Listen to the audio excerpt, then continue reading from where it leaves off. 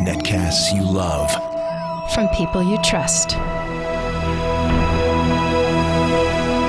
This is TWiT. Bandwidth for the Tech Guy is provided by Cachefly. CACHEFLY.com. Hi, this is Leo Laporte, and this is my Tech Guy podcast. This show originally aired on the premier radio networks, including about 160 wonderful stations all around the country, and XM Channel 166 on Saturday, July 9th, 2011. This is episode 785. Enjoy. This netcast of the Tech Guy Show is brought to you by Audible.com. To download a free audiobook of your choice, go to audiblepodcast.com/techguy.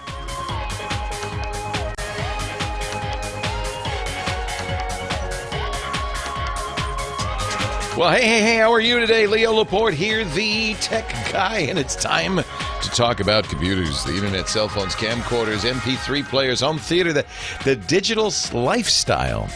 Do you have a digital life? I think nowadays, if you have a lifestyle, it's digital, isn't it? Well, that's what we talk about on this show. This is this is your program guide to the digital lifestyle, your manual for the digital lifestyle.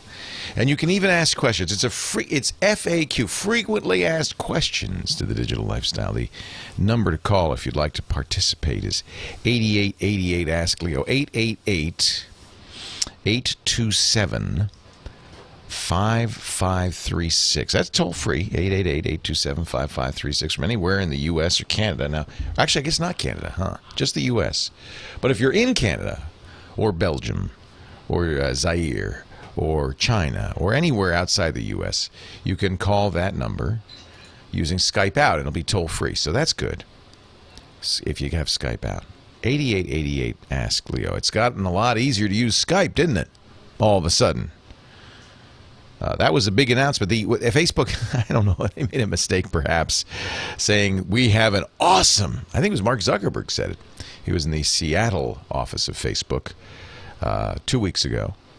Right when Google announced their Google Plus social network.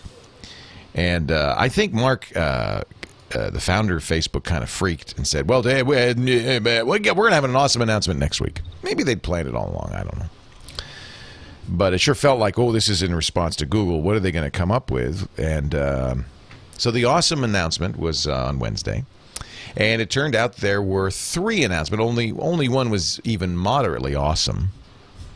But, they announced group chat. Mm-hmm. I can hear the crickets.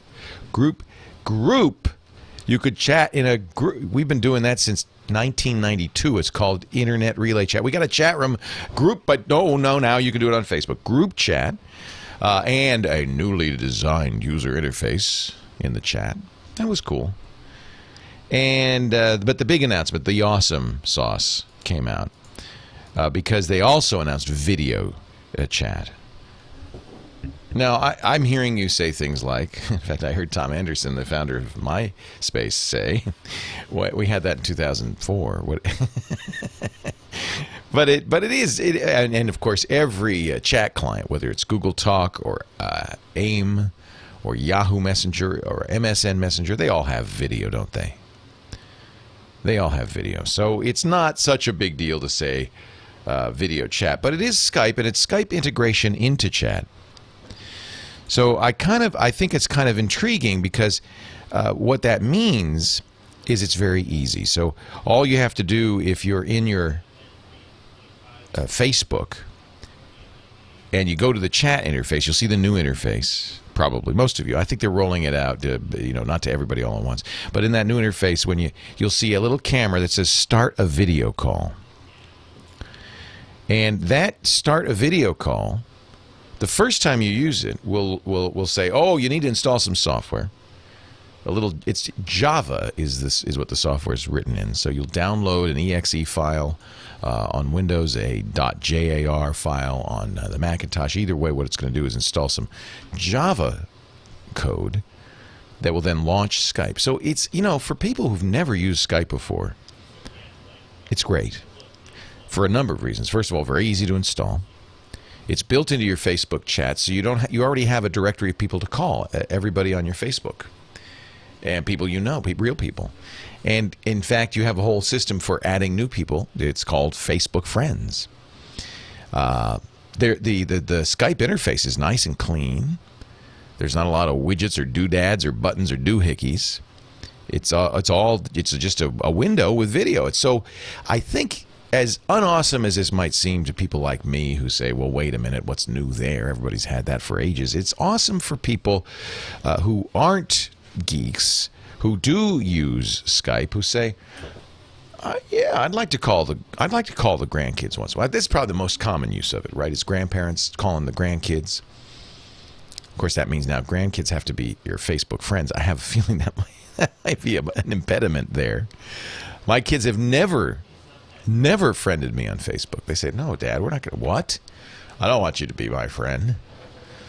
So maybe there's a little fly in the ointment there. But it is the easiest, by far, the easiest way I've ever seen to use Skype. It's great news for Skype. Now, remember, Skype just got sold to Microsoft for $8.5 billion. That deal isn't closed yet. So, it's possible that regulators could hold it up, although I think it's already been approved by the Department of Justice, so it seems unlikely that anybody else is going to complain. And they asked Tony Coates, the CEO of Skype, at this Facebook announcement, well, how does the Microsoft deal change it? And he said, it doesn't change anything at all. In fact, as soon as the deal went through, first thing I did is I called Mark and said, hey, Mark, just wanted to let you know we are now a Microsoft company. And then they asked Mark Zuckerberg of Facebook. He said, that's great. In fact, talk about spin.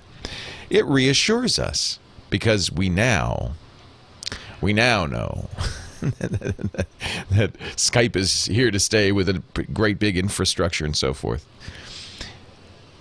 Skype is probably the only company that could have worked with Facebook because Facebook, face it, has 700, and they said this too, Facebook has 750 million active users. That's something like 40% of all internet users. Huge percentage of all internet users are on Facebook actively every month.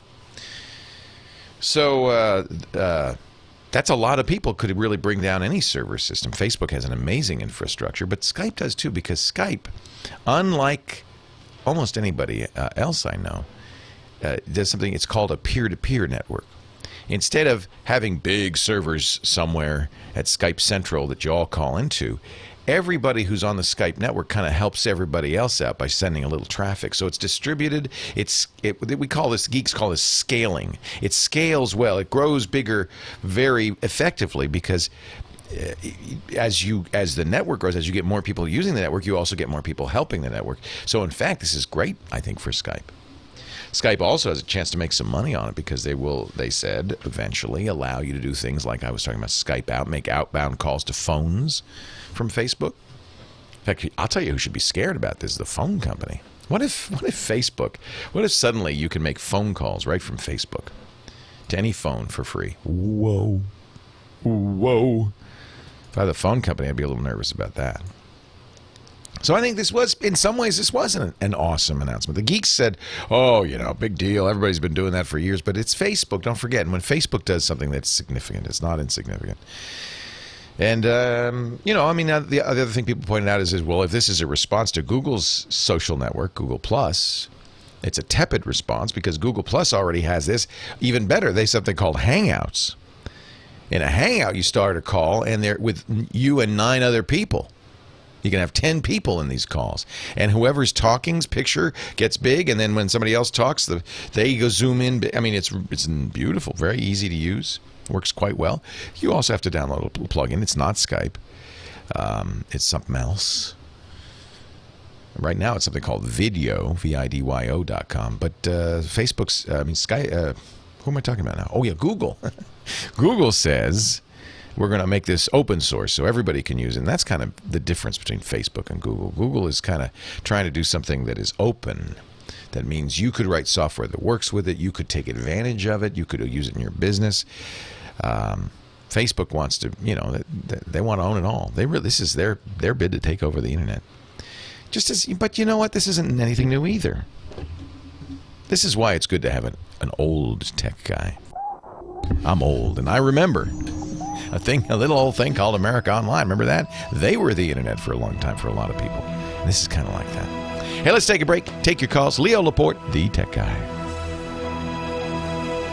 888. This portion, I can't do this portion of the Tech Guy Show and the Tech Guy Podcast brought to you by Audible.com. Did you know we have it's crazy. Our great friends at Audible are actually now sponsoring the Tech Guy Podcast? Yes, they are. And we even have a special deal for you, a free book. If you go to audiblepodcast.com/techguy. You know about I've told you about Audible before. It's the great resource for people who love to read or people who want to read but just don't have time anymore. That was me. And then I realized, well, I'm spending 2 hours a day in the car commuting, so I started listening to audiobooks. That was in 2000. 500 books later, my brain is full. It's just great. Look at this. How I Invented the Personal Computer and Had Fun Along the Way by Steve Wozniak and our friend Gina Smith. Tabloid City, a novel by Pete Hamill. If you like thrillers, if you like fiction, if you like history, if you like, nonfiction, business books, classics, or mix it up, there's a great sci-fi section to it, Audible. The problem's going to be, what's the first book? What's the one book? This would be a good one, Solaris. Brand new translation commissioned by Audible. And I just got this, a really nice production of it.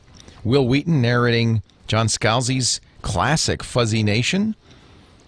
This is a classic. Just go to audiblepodcast.com/techguy, TECHGUY. You'll be signing up for the gold account. That's the book a month subscription. That's the one I recommend. But the first month's free. That means the first book's free. You can cancel at any time, and it's yours to keep forever. That's one of the other things I love about Audible. Look at my library. 500 books in here. And I've got the Audible app on my iPhone and my Android phone, so I can listen to any of these books anytime I want. See, I just got Solaris. Or send it wirelessly to your Kindle. Works on a lot of different devices or your computer. It's the best way to get reading done. audiblepodcast.com/techguy. And we thank Audible so much for their support, without which I wouldn't be able to wear this outfit. And now we return to the Tech Guy Show.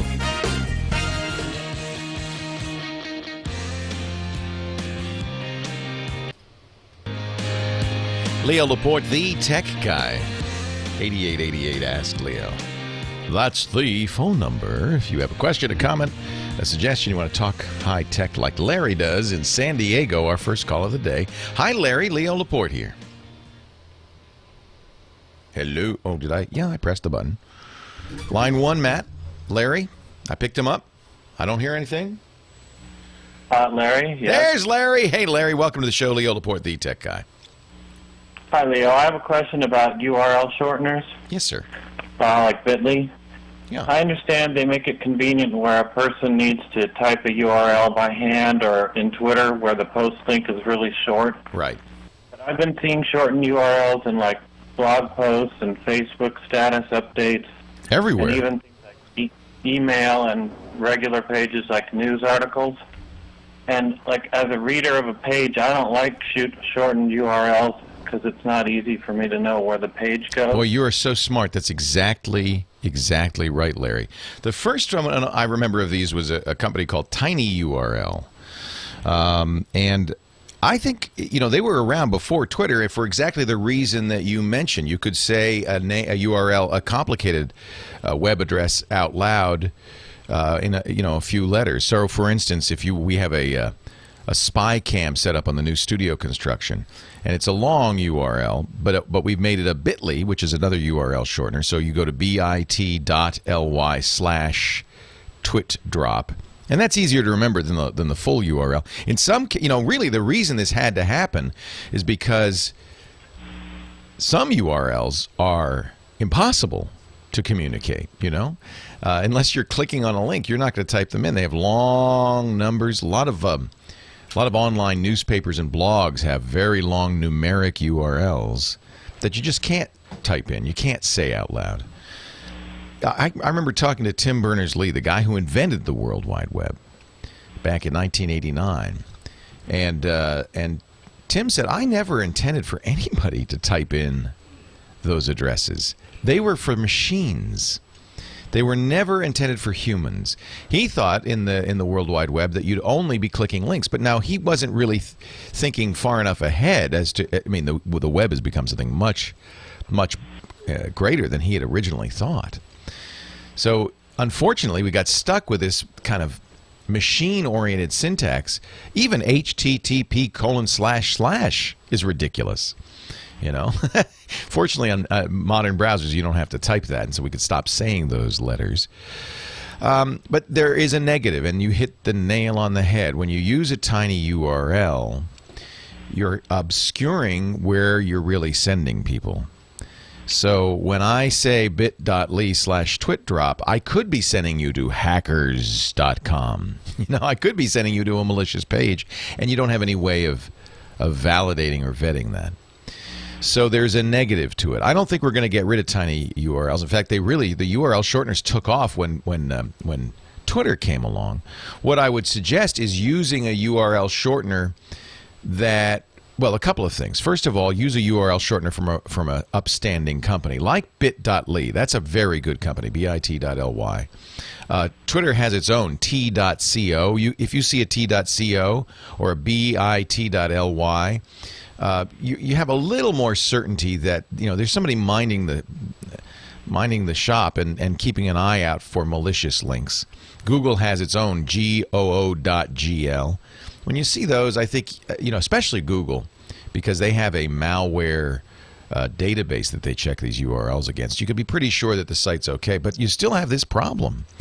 There are plugins for Firefox and Chrome and other browsers that will let you hover a mouse over a shortened URL and see what the full URL is. And if you use Twitter itself, if you're in the Twitter webpage, which I know most people are not, Twitter's own webpage will lengthen those URLs so you can see, in many cases, not all cases, but if it's using the Twitter URLs, so you can see where that would send you. There's a great Twitter web client called Brizzly that I use, BRIZZLY.com, that pioneered this.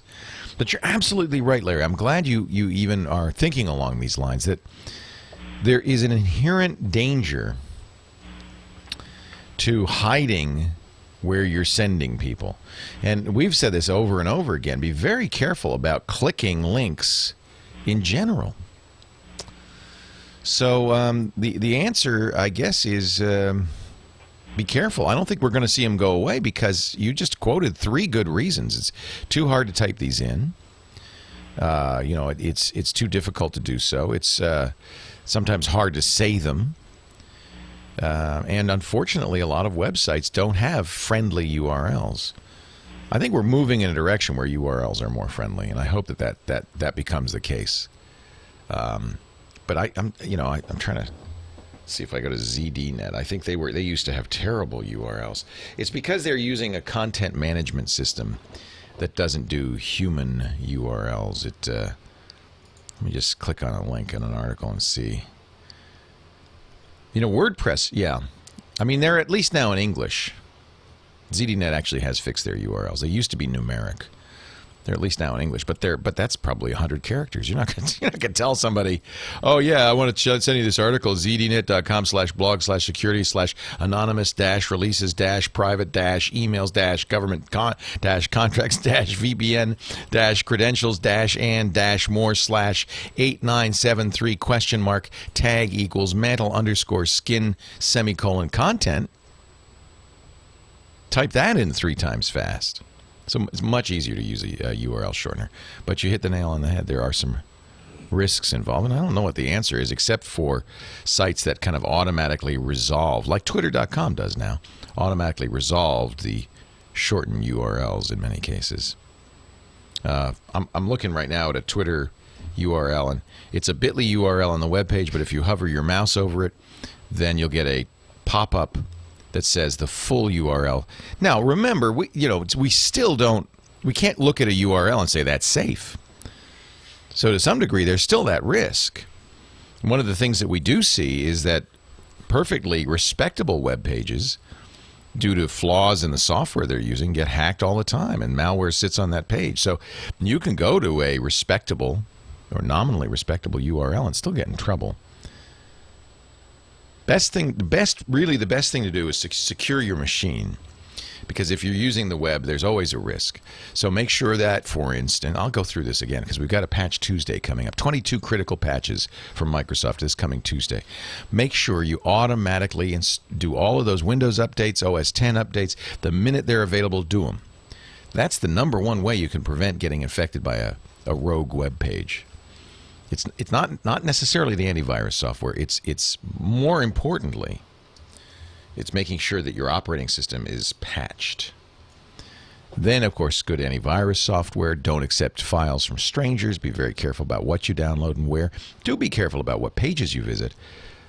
But it's perfectly possible to go to a respectable page that has been, through no fault of the page owner, but just through some security flaws, and I know because this happened to me.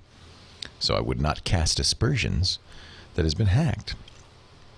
We have this happened to me 2 or 3 weeks ago on my TWiT server. Somebody had found an exploit through an old version of WordPress, was able to get in. Didn't get very far. We caught it, but it's easy to have it happen. Leo Laporte, the tech guy. 8888 Ask Leo. That's the phone number. Back to the phones we go. Adam in Colorado. Hi, Adam. Leo Laporte, the tech guy. Hi, Leo. How are you? Very well. How are you? I'm doing great. Thanks for taking my call. I've been a listener since the beginning, since the screensavers, and just more recently started listening to Mask Break Weekly, Google, and Windows Weekly, and Thank you. Really enjoy the stuff you guys produce. These are the shows that we do all week long. You know, the radio show's just the weekend, so I got bored. So I do shows all week long, and then it turned into a network, and now I think we have 24 shows. But I do a total of, besides this show, a total of 9 other shows, all about all kinds of technology. It makes my commute really interesting. Good. So. Thank you. So I have a question. I'm a computer science student at a local university. I'm a huge Mac user. I've been looking at doing some mobile application development. Great. But some of my ideas already exist in like the Apple App Store. And I'm just wondering if with 500,000 applications, you're pretty darn sure there's going to be many versions of the same, tip calculator. There's a lot of overlap. Exactly. Yeah. So it's hard to, I'll tell you, this is actually an interesting challenge. People learn to program, but very frequently programmers then go out looking for problems to solve. It's not necessarily the case that the same people who have all these great ideas about, stuff they want to make are the same people who know how to make it. So one thing that happens is you look for somebody who has some ideas. Another thing that happens is you look around and you start one of the things a lot of programmers do is what they call it scratching their own itch. They write a program, and almost always when you first start programming, you write a program to solve a problem that you have, and don't worry about what other people want it. Right. What kind of stuff are you interested in? Well, I have this iPod Touch, so I use it a lot for like taking notes in school and listening to music and recording lectures and stuff. So I looked at doing something like that, but there's Evernote. I know. There's a million notepad and note-taking apps. And you're competing against some of the best people in the business, including Dan Bricklin, the guy who wrote VisiCalc. He has his own really nice notepad app for the iPad. So you're right. There's a little competition in that field. But there's nothing wrong with, remember, you shouldn't say, I'm not going to write a program unless it's going to be a million seller. Nothing wrong with your first program and being something that others have done. In fact, it's very common that one of the first programs people write is a note-taking app because they're fairly easy to do because the libraries support the text and everything you need to do. I think that's a good way to start. Do you want to write for iOS? Well, that's really the core of my question. There's like WebOS, there's Android, there's Windows 7, and those are starting to develop. I'm just wondering if would you recommend maybe not developing on iOS because it is such a mature platform, and maybe it's mature, but there's what is it? There are 75 million users. That's true. That ain't so bad. Plus, there's a very robust infrastructure for distribution. You have to get Apple to approve it. That might be the bigger negative. You have to pay $99, and you have to get Apple to approve it. But I don't think that because iOS is out there and mature is a reason to stay away from it any more than I would say, oh, whatever you do, don't program for Windows. Everybody's done that. I mean, that's not a reason not to do it. I would program for the environment that you use and understand. I mean, I think it's pretty clear that Android in the long run is going to have more users than anything else. They're growing at a rapid clip, 500,000 new users a day. Wow. So, yeah, wow. So that's huge. Plus, there are fewer, but not, okay, so Apple has 500,000 apps.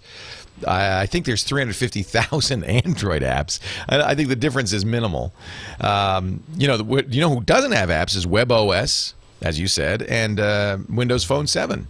So there's an opportunity there, but the development platforms are very different for all four of them. And for Google, you develop in Java. For iOS, you develop usually in Objective-C. Right. For WebOS, I'm not sure. I think it's JavaScript. I think it's more like a JavaScript CSS kind of a thing. And for Windows Phone 7, you have to use .NET. So it's all it's different platforms. But I'll tell you one. You're a student, right? You learn one. Right. It's all the same. Mobile development has a lot of things in common. So you learn one, you're going to be able to quickly transfer. In fact, that's why I think what's not unusual is somebody writes it first for iOS, and they say, all right, let's try it out now. Now let's rewrite it for Android. So that's what I would do. You've got iOS already. Develop for iOS, and then try porting it. Whether you plan to sell it or not, try porting it over to Android. Boy, then you'd have expertise in both sides. Okay. Do you recommend any training resources for iOS programming? Yeah, Apple has excellent resources to start with, and then if you have the time and money, BigNerdRanch.com is the place to learn iOS programming, or your school. Where you go to school? Colorado State University. I bet you anything Colorado State has some good mobile programming. Oh, really? Oh, yeah. It's interesting. Stanford has the best-known iOS programming class. It's so well-known because a number of very well-known apps have come out of it. And the professor, one of the professors has written an incredibly good iOS app himself that he gives away for free. That's a camera app for iOS. So and often Apple, because Stanford's so close to the Apple campus, I think every semester they have one or two people from Apple in the instructor list. So and by the way, that class is on iTunes U. So you don't have to be a Stanford student. Yes. You can download the videos of that class, all the materials. What they do, though, it's interesting. They take it down each semester, and they put the new one up, which I guess keeps it up to date. Cool. Yeah. Oh, look, let me tell you, this is a great time to learn anything because everything's online now. So the Stanford class at iTunes U, great place to start. Big Nerd Ranch, they have a number of books. There's some very good books on iOS or iPhone and iPod programming. O'Reilly has an excellent book too. And then Apple's resources themselves. If you pay the $99, you don't have to pay $99 to download the development tools. In fact, it's $5 on the App Store if you have a Macintosh. And then you've got the SDK and everything. You only have to pay $99 if you want to then put it in the Apple Store. Okay. I wouldn't worry about that initially. Because you can write the program and put it on your iPod Touch. You don't need Apple's permission to do that. So, boy, I tell you what, Adam, you're on the right track. This is a great time to be learning mobile app programming. That's going to be the hot thing for the next few years for sure. And the nice thing is programming's programming. It's all objective, object-oriented programming. It all uses this MVC system that just becomes the standard among the developers. Test-driven programming, all of these buzzwords, all of this stuff is happening in mobile. So you can learn all the best practices in programming in general by programming mobile devices. And it's a little challenging because you don't have unlimited RAM. You don't have unlimited resources, so you have to be a little smart. That was the fun thing about programming in the early days, back when I was a youngster. You didn't have much memory. You had to really kind of work around the limits. Bill Gates is quite famous. In fact, he loves talking about BASIC, the BASIC that he wrote, the very first BASIC he wrote for the MITS Altair. He had such limited constrained memory, he did all sorts of tricks, and he's very proud of it. You know, what a genius. 8888 Ask Leo. Let's take some more calls right after this break. Leo Laporte, the tech guy. Leo Laporte, the tech guy. Talking about computers, the internet, cell phones, camcorders, MP3 players. All that stuff. Phone number is 8888 Ask Leo. Greg is in Memphis, Tennessee. Our next caller. Hey, Greg. Leo. Welcome, sir. What can I do for you? Yeah. Hey, thanks for taking my call. I've got an HP laptop that I'm thinking it's got an extra drive bay, and I'm thinking about adding a solid-state drive to it, and I noticed they're kind of expensive. Yes, they are. What your opinion was about them. Are they worth the money? Oh, I don't buy a new computer without a solid-state drive, period. They make such a difference. But the thing on the solid-state drive is, as you point out, they're very expensive. So don't expect to get the same capacities as you get for a spinning drive. Now, it's nice that you have a second bay, because the best way to do a solid-state, most recent computer, I just bought an iMac, and Apple's now offering this standard on their iMacs with a solid-state boot drive. This one's 256 megs, which is pretty big. I think 256 gigs. 64 gigs would be enough. And then a terabyte second drive for all the data. So what you do is you put the operating system on the SSD. You put your applications on the SSD. Those things, it speeds up launch times and boot times by several orders. I mean, it's really amazing. That's what I was thinking about doing, was putting my operating system on the solid state in my apps. Exactly. And I have a lot of music on my laptop. Right. I was just going to move all that data, use the drive that's in there now and put it in as a slave and use it as to hold the data. Exactly. So you boot from the solid state because it gives you fast boot times. We're talking 10, 15 second boot times. And then applications launch in seconds. So you put all that on the solid state drive. That has another advantage. You know, you're not thrashing the drive so much. You don't change that stuff so much. The data is on a spinning drive where it can change all the time. And I'd even put the temp files and the cache files on the spinning drive just to, you know, sometimes people say, well, what about longevity with solid state? These solid state drives are essentially the same kind of flash memory that you use in your camera, in your phone. But there's a lot more of it, so it's 64 gigs or 128 gigs or even 256 gigs. And it reads and writes very fast, but people say, well, won't you wear it out? And so far, we haven't seen that be a problem. They do all sorts of clever things to keep from wearing it out. But it's not a bad idea to put the stuff that you're writing and reading a lot. Not reading. Reading's not such a problem. It's writing that wears it out. So all the stuff that you're rewriting and rewriting, like the temp files, like the cache file, put that on the spinning drive. Okay. Do you have any recommendation on brands? I noticed there are all kinds of brands out there. Some of them I've never even heard of. Yeah, it's very confusing, and that's why I'm going to send you to a website, pcper.com. You can't even tell by brand. What you're really telling, what you want to look at is a controller card. But we've got a guy, Alan Malventano. He's a brilliant fella.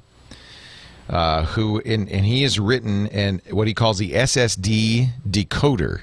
So if you go to pcper.com, and on the right there's a tab that says SSD decoder, he has a table that he's created, a really great table of all the different drive manufacturers, and he reviews them all and the speeds and all of that. And what you're looking at really is you want to look at the controller. That's what really tells you what's going to be the best firmware and so forth, and so this is very valuable. You might look for something called trim. You're using Windows? Yes, I am. Yeah. Oh, yes, it was an HP. That's right. Yeah. If it's Windows 7, it supports trim. Trim can keep a solid-state drive a little bit faster. There's a debate over this. There's even a debate I had when I was at CES in Vegas in January. Two Intel guys from their solid-state. They make the best solid-state drives, by the way, but they're also the most expensive. Two guys from their SSD division came over, and I asked him about this trim feature. Alan was the one who discovered it, by the way. He found that as you use a solid-state drive over time, it can get slower and slower. It's effectively kind of like what happens to hard drives with fragmentation, but it's not the same thing, but that's probably the closest analog. And trim prevents that. And one of the two people on the SSD team said, oh yes, trim is important. You should have an operating system with a sports trim. The other guy said, it's not that important. So what we find is the drive is really fast when you get it, and then it gets slightly less fast over time, but it's still much, much faster. It's only slightly less faster. So I wouldn't, you can look here and say, well, I need trim or not, and Alan will tell you whether it supports it or not. But he reviews all the drives. Alan is just the best, and this is a really fantastic document that he's created for us. It's the controller you were talking about? Trim is in the controller. The SandForce controller is, as I remember most recently, is probably the best one. But there are other good controllers. He talks about the whole thing, and he's more up to date on this than I am. So what I would do is I would just go to PCPer.com and look at what his recommendations are. And he'll give you a price performance curve too. So you can, of course, if you spend more, you get better performance. But is it worth it? Is the question. And he's very practical. Right. Okay. Well, thanks a lot. I appreciate it. You're very welcome. Yeah, I do love these, Greg. I think this is one of the most exciting things that's happened to the PC. The direct link is pcper.com/SSD. And I think it's great. Hey, Matt, I think I should pause here for a mention of one of our fine sponsors, should I not? Or do you think not? I think not. You think not? Well, then I'll take another call. Let's go to Harry in Lancaster, California. Harry, you're next. Leo Laporte, the tech guy. Morning, Leo. Good morning. Got a problem about 10 days ago. I've got several machines. I have Windows 7 and Vistas and so forth. But my wireless system is running local only on Vistas. The rest of the machines, if I'm plugged into the router, they're fine, internet and local. But anytime I fire up a wireless, I get a local only, and I can't get on the net with my wireless. So it's, that's hard for me to tell, but it sounds like it's probably a configuration issue with that wireless card. If you go to your control panel and you look at your network configurations in there, you'll see on that machine, you'll see one for wireless. And it's active. It is active. Okay, that's the first thing you check. It's only on I've been on the net and looking, and it says, well, this is particular to Vista. And I'm saying, look, I'm leasing this machine. Microsoft, you own it. You own the software. So fix this.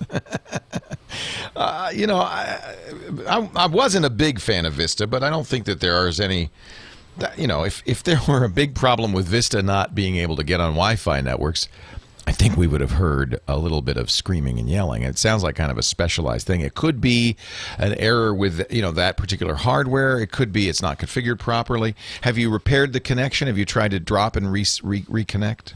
Absolutely, and that everything. I have replaced the router, the wireless router, a different one, and reconfigured it, and I get the same thing on the Vista machine.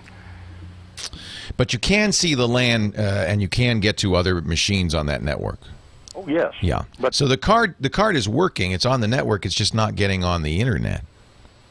Well, I went on. And is it getting a self-assigned IP address? Is it?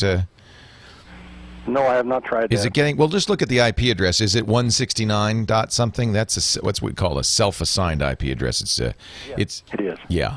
So that means it's for some reason it's not getting what it needs from the Wi-Fi router, which is supposed to assign it an IP address.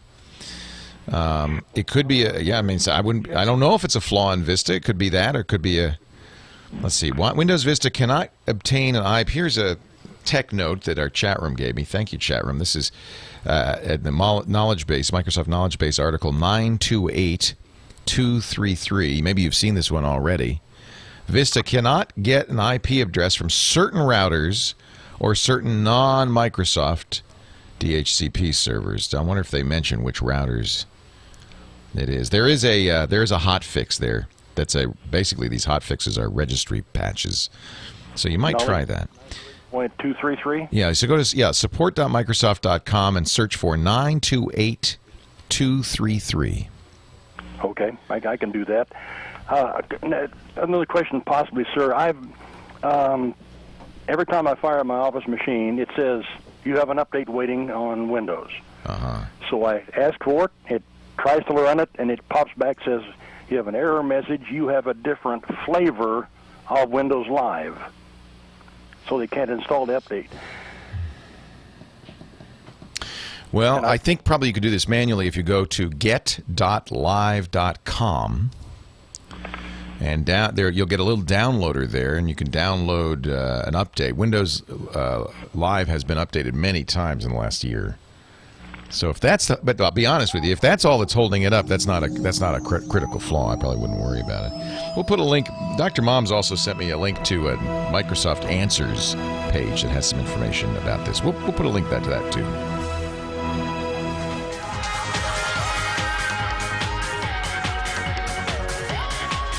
Well, a good day to you. Leo Laporte here, the tech guy. It's time to talk about computers, the internet, cell phones, camcorders, MP3 players. 8888 Ask Leo. That's the number if you have a question, a comment, a suggestion. Let's go to New Hampshire. Jason's on the line. Hi, Jason. Leo Laporte, the tech guy. Good afternoon, Leo. How are you? I am great. How are you? I'm doing well, thank you. Just on my way home from Mount Washington up here, and had a great time. Did some ham radio communications. Are you a ham? Are you a ham? Oh, you caught me. I'm going to be a ham soon. We do a show on the podcast network with Bob Heil and Gordon West, two well-known hams. I know Gordon listens to the show. Hi, Gordo. And it's called Ham Nation. And Bob said, I'm not doing this show unless you become a ham. And I thought, well, I've always wanted to be a ham. And now that you don't have to learn code, you used to have to learn Morse code, it's a little easier to get. I think it'll be a little easier, although I've been taking the practice tests for this technician element too, and it's not that easy, but I think I can pass it, and I'm hoping to get my call signs for the new studio. We're going to have a nice little ham rig. So if you come up and visit us, Jason, you can do a little... in end of September, we're going to be taking our first honeymoon 10 years later, and we're actually coming to San Francisco, and that's one of our stops we will try to make. Oh, please do. And then now I'm not a ham, but I'm told that if you have a ham rig and you're the licensee, you can have guest hams on there. Well, yeah, if you can hold a license, you can have anyone operate. Anybody could use it, right? I'm the operator of record or whatever they call it, but then I think we want to have like little. They're not QSL calls, but cards, but little cards that say, you broadcast from the tech guy's ham rig. Does that make sense? That would be cool. Okay, so we're going to do that. Really cool. We're going to do that. In fact, Bob says he's going to get me some vanity call letters, so we'll have some vanity call letters. We'll have little cards made up, and then if hams visit the studio, they can do a little, little CQ, and we'll let you use the thing. CQDX. Yeah, and not only can you get your call, but if you make a club, if you have like the Tech Guy Radio Club, yeah, call sign. And that'd be good. Maybe we'll do that. You only need, I think, 4 people for a club, right? It doesn't have to be that big. Well, you have to drop all the papers and whatnot, and go around all the Roberts rules and all that. I'll make Bob Heil do it. Gordo, would you do that for me? He's been very great. They're going to make me take the test on the air. Isn't that silly? So, go right on the Ham Nation program. No pressure, but it'll be fun. I'm looking forward to it. And I'm very glad that you're learning the material instead of learning the test. There's a lot of courses going around right now. Become a ham over the weekend. And they learn the questions and nothing about becoming a ham. Yeah, I mean, it doesn't. The technician license especially doesn't look too difficult. But I am. Gordo's great. Gordon West does he does classes. He's down there in I think Corona. He's in the LA area, I think, or maybe Corona Del Mar. Anyway, he does classes, and I have his 4 CDs, great audio material, and I have his technician book. And yeah, I want to learn the content because the truth is, I'm the tech guy. And if I don't learn the content, and people ask me questions, I'm going to sound like an idiot. Now are you a general or an extra, Jason? Or what is your? I've been a ham for 20 years. Before the 20 words a minute went away, so. Oh, so you know the CW and everything. So. No, I've forgotten most of it. Actually, I want to learn that too. I want to do the whole thing. It's a lot of fun. It really is. It seems like it's fun. The good news is, because I've been in radio 36 years, and I know a few of this. It's not like all Greek to me, so I don't think it's going to be too hard. I have 2 weeks to learn and take the test, and then I want to go for general. And I promise, folks, a lot of people listening going, "Oh, I hope he's not going to start talking about ham radio all the time." I promise I won't do that. But it's hams are really important. I think people don't really give enough credit to. The truth is. Cell phones, we owe hams a great debt because the data over our cell phones were first done with hams, with packet radio, and in times of emergency like Katrina, hams are indispensable when regular communications don't work. So hams are really important to this country, to our safety, and frankly to technology in general. So I want to give them a little bit of credit, and that's one of the reasons I'd like to become one. On behalf of the ham world, thank you, sir. So now let me answer your question. All right. It's actually, I got a quick one I'll do at the end, but I'm putting together an event calendar. So when hams have a public service event, like I'm coming from the Newton's Revenge event, I want to have a place to where they can go and look stuff up. So I want to look for an event calendar. Wait. Now, when you say look stuff up, do you want to... is it after the event so they have pictures and stuff, or is it before the event so they have a schedule? What is it exactly that you want them to be able to look up? Well, after the event would be in later models. But currently, right now, I want to have a calendar, and and on the home page, the calendar comes up. Click on a link, and it takes you to the event details. But I also want to have a community where they sign up to the website, and then they find this event they want to participate in, and then they can click on a link to join or say, I want to volunteer for that event. Yeah. Well, I know a little coding is going to be there, but everything I've found so far is just there's nothing of what I need. Yeah. What I'm looking for. Yeah, I mean, there are services like this. And the first one that leaps to mind is meetup.com. And now, well, the thing is, this is free, but it isn't your page. Although you could put an iframe, if you understand web design, you could put an iframe on your page with the meetup.com page. I bet you. Let me just see if there's hams using Meetup already. The idea is I don't think there are any. So this is something maybe you'd be the first. But I would look at meetup.com at least to see what the functionality is. A lot of people use this exactly as you just described. Okay. So it isn't your own page, but you could either have a link on your page to it, or you could embed it on your page. You're right. If you want to do this on your own page, do you have a site right now? I do have a domain name, yes. But not actually content on it. No, it's all testing right now because I haven't found anything that meets. So you'd need a content management system running on it, and you'd need plugins for that content management system that would do this kind of calendaring and event stuff. And I'm sure that WordPress would have something like that. I would take a look at WordPress.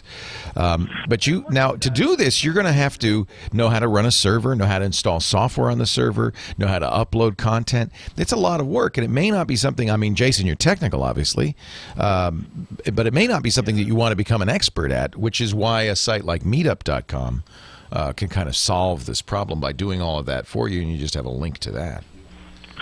I run a server at the house. I mean, it's a rack too. It's nothing special. All right. Well, so you need an Apache server running PHP and MySQL. You could do that yourself, or you could rent that from somebody.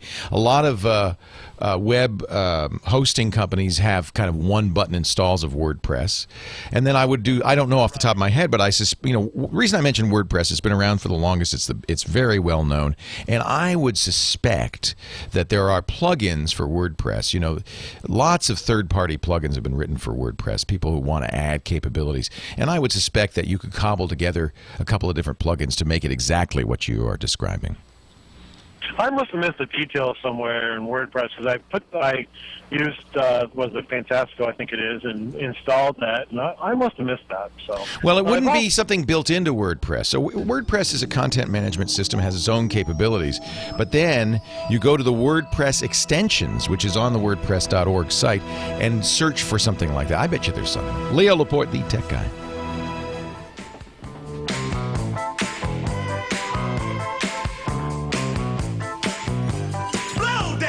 Leo Laporte, the tech guy. Hammer time. Or should we say, tech guy time. 8888. Ask Leo. That's the phone number. Let's talk tech. Your questions, your comments, your suggestions. Dwight in Escondido. You're next. Leo Laporte, the tech guy. Hey, Dwight. Hey, Leo. By the way, you do look much better with the whole outfit on. You're busting me, man. Nobody knows. This is radio. They can't tell that I'm wearing a fuzzy hat and goggles. Well, you look so much better that way, Leo. What can I do? Anyway, Dwight, okay. you outed me. What? It's radio. No one knows what I look like. What can I do for you today? For 10 years, I've taught computers to senior citizens. It's a great thing to do. Good for you. I think that is I completely agree with you. In fact, I keep trying to get young kids to do this too, because the kids would benefit by the exposure to our elders, and the elders would benefit by learning how to use technology. That's right. Well, I'm 63, so I'm right up there with them. Yeah. So they accept me. Yes. Anyway, I have a student who has a Nikon DSLR camera. Okay. And he has an eye problem. He cannot see the images if they're sharp on the display. Yeah. So he's looking for some type of device to display those images in the field after he takes it so he can see if they're sharp or not. Yes. Now, I looked at the last night I did some searches on the internet. I looked at the iFi SD card that he could put into a compact flash adapter and maybe transmit that image to a handheld computer device in his hand. That's actually a great way to do it, and a lot of professionals do this. If you're in studio, they'll use wireless rigs on their camera that then send it to the laptop, because even the professional can't look at the 3-inch LCD or the 2.5-inch LCD on a DSLR and tell if it's in focus, if it's properly composed. They want to see it on a bigger screen, so that's not unusual. There is a company called Hoodman, or Hoodman, HOODMAN, USA.com, that makes a loop, which is a magnifier that goes over the LCD on the back of the camera. And that might be more practical because it's not, he could just carry it around with him all the time. He doesn't need to do anything special. And he puts his eye up against that LCD, and he can actually see quite well. This is also intended for professionals, because professionals don't, if they're really trying to see what it looks like, have a hard time looking at that LCD. And so I know a lot of pros that use the Hoodman. Okay, that's something I can show him. Yeah, now it goes over, not over the eyepiece, that he's sighting it through. Is that where he's having trouble, or is it on the LCD after the fact? It's on the LCD after the fact. Yeah, this is perfect for that. It's basically a loop. You've seen a loop before. Jewelers use them and so forth. Sure, I worked at GIA looking at minerals. I know all about that. Oh, you do? You totally know about a loop. It's a loop designed exactly for a DSLR. They make them for the specific camera model that he has. It's a great solution. And I think let me see how expensive they are. That's the only, well, they're $80. That's not too bad. Hey, no, that's not bad at all, Leo. Yeah. Because going with an iFi and a laptop, tablet type, it's going to be up in the $400 to $600 range. Oh yeah, absolutely. Now the iFi is great. So let me just tell people what it is, because it's kind of a miracle. It's an SD card. Just looks like a regular SD card, a memory card you'd put in your camera, but it has Wi-Fi built into it. So if you're on a Wi-Fi, within range of a Wi-Fi access point, it'll actually send the pictures as you take them to a computer, or even to Flickr or SmugMug or picture display sites. So I've gone out in the field. I did a little test just to see if this would work. I got one of those MiFi cards, they're little 3G cards that you use to connect to the digital wireless network for your cell phone, but they also then have Wi-Fi. And then I use the Wi-Fi on the MiFi to connect to the iFi. And if you understand what I just said, you're a bigger geek than I think you are. I'm a geek. Use the MiFi to connect the Wi-Fi to the iFi, and then, yeah, you're right, $500 later. But it worked. I went out in the field. I was taking pictures of flowers, and when I got home, they were all uploaded to Flickr automatically. It's pretty cool. But this loop, I think, is a little bit closer to what you want. And to tell you how long I've been a geek, I started in 1960 with super heterodyne receivers. Super heterodyne receivers. Yay! Yeah. Helicopter shortwave radio, listening to Radio Moscow, BBC, and the Congo. Me too. And I think that was one of the really fun things. I was a shortwave DXer when I was a kid. Nowadays, it's all the fun's gone out of it because you can listen to any station in the world on the internet. By the way, with excellent quality. We would tune in, you'd hear, and it was great. It was, you were saying, I'm listening to Russia. And I think that's kind of where the ham thing came from. I think I was always a little bit of a ham, wasn't I? I just never got the license either. I couldn't learn the code. No more code. Yep, that's great. Let's do it together. Dwight, nice to meet you. Thanks a lot. Thanks, Leo. Take Bye-bye. care. Yeah, I think we're bringing hams back. I know. Okay, I know. I said I wouldn't talk a lot about this, but I'm just one more thing. So Bob Hall, I think, has arranged with ICOM, which is one of the big manufacturers of ham gear, to have a really nice setup in the new studio. So it's going to be a beautiful setup. We're going to put a antenna of some so I don't know what it is, a dipole or something up on the roof. So we'll be able to do the 2 meter, the 10 meter. I don't know if we'll have HF we'll be able to do a lot of great stuff. So that's going to be fun. And thanks to Bob Heil and Gordon West and the folks at ICOM and everybody, because that is so slick.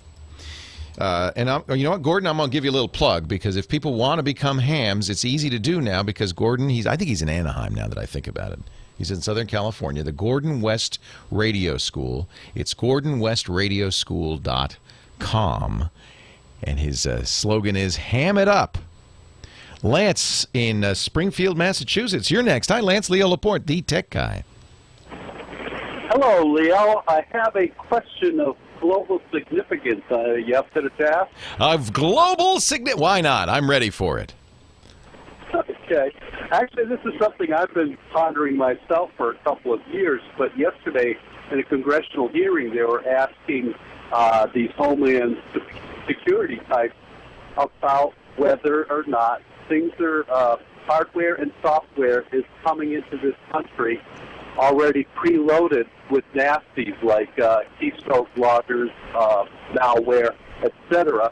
And this guy was kind of doing a fan dance and watching his body language indicated to me that the answer was yes. No. If you're getting it from a reliable... Look at everything you use today, everything from Apple, everything from Dell, everything from Lenovo is made in China. So there's absolutely the theoretical possibility that it could be loaded with stuff. We can't say it's not, because it's hard to prove the negative. But if you're getting it from a reliable manufacturer like HP or Dell or Lenovo, it's absolutely fine. Now, if you're buying it from ChineseHackers.com, I might be a little bit worried. But no, it's easy enough to take a look at a machine and make sure it's okay. Now, the problem is that malware now we know can be stored, for instance, in the non-volatile memory of a video card, in the non-volatile memory of BIOS, even on the hard drive hidden away in the master boot record and other places. So it's absolutely theoretically possible. So get your machine from a reliable source. Leo Laporte, the tech guy.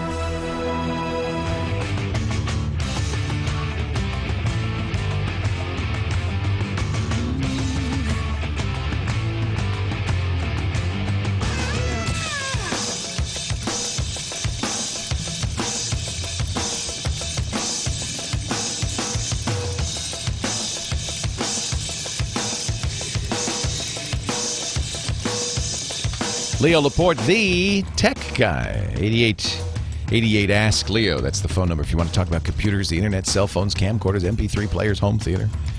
2 more weeks in the Tech Guy Labs.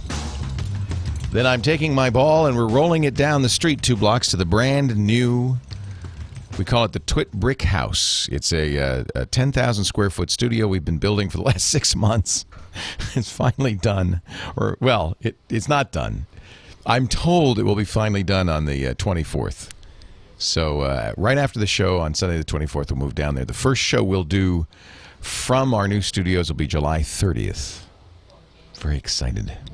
Very excited. And it's going to look beautiful. It's going to sound great because of all the wonderful technology we're putting here, like the Telos Axia digital IP-based audio, the Heil sound mics, the PR40 mics, the video will be TriCaster 850 from New Tech. I mean, it's just going to be an amazing thing. An amazing thing. And by the way, we'll have this great sound, and then I'll put up the ham antenna, and the whole thing's going to go to heck. Brian, I'm told that there's ways to avoid that. Brian in Pittsburgh, PA, Leo Laporte, the tech guy. Hi, Brian. Hey, Leo, how are you? I'm great. How are you? Good, good. Hey, the reason for the call today, I was looking to buy a computer for a very specific reason. I'm looking to have it be a media computer before football season starts. That's great. So that I can tune in. Yeah, so I can tune in ESPN3.com, which I can get the best available El football. Ocho. I'll watch some international sports. It's ESPN3 is not their 3D channel though. It's their 2D channel. No, it's not. It is their internet only. That's right. That's right. Type of sports channel. So you're not making what we would traditionally consider a home theater PC. Do you care if you get cable satellite broadcast on there? Not through the PC because I have that already, and I have an Ethernet. This is much easier than what you want to do. In fact, you may not even need a PC. Okay. You might be wise to buy a Boxy Box or from D-Link or a Google television from Google TV from Logitech. These are devices that you attach to your TV, kind of like a game machine, but instead of doing games, what they do is internet television access. So you plug your internet into it or you use Wi-Fi. And the two I mentioned have browsers. And the reason I mention that is ESPN3 is over the browser. So you need to have a browser. But they'll also get Netflix, they'll get Hulu Plus, they'll get all the other internet broadcasting. And so that's kind of a nice way to go. The only concern cheaper than a computer, in other words. Right, right. The only concern I would have with that is the actual video quality, coming into a high-def TV. I mean, well, in both those cases, they have HDMI out. They're intended for high-def TVs. Okay. So they'll give you as good a quality as you'll get from anything. In fact, I think easier than a PC. Do you have an Xbox 360? That's another way to do it. No, I have a PlayStation, which I know their browser is not the not the best. Not the speediest, yeah. So you might be now. A PC is going to set you back $400 or $500. Yeah, and I was looking at the Mac Mini, so it'd probably be even more. Even more, $600, $300. Sure. Now you get a Mac, you get a PC, and it's attached to your TV. So I'll help you with that in a second. But if you get an Xbox 360 for $300, you'll get ESPN3, you'll get games, you get more. So the Xbox 360 actually has a ESPN3 application on it. Oh, does it really? Okay. Yeah. So that's appealing, and it's a good excuse to tell your wife. Then you can say, well, and I'm getting that, and it just happens that I can play Red Dead Redemption and Halo and all that stuff. Well, that's how I talked her into the PlayStation. It's a Blu-ray player, honey.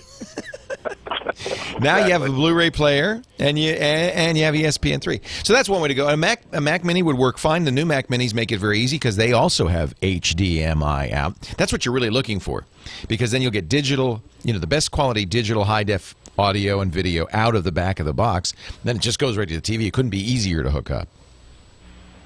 Okay.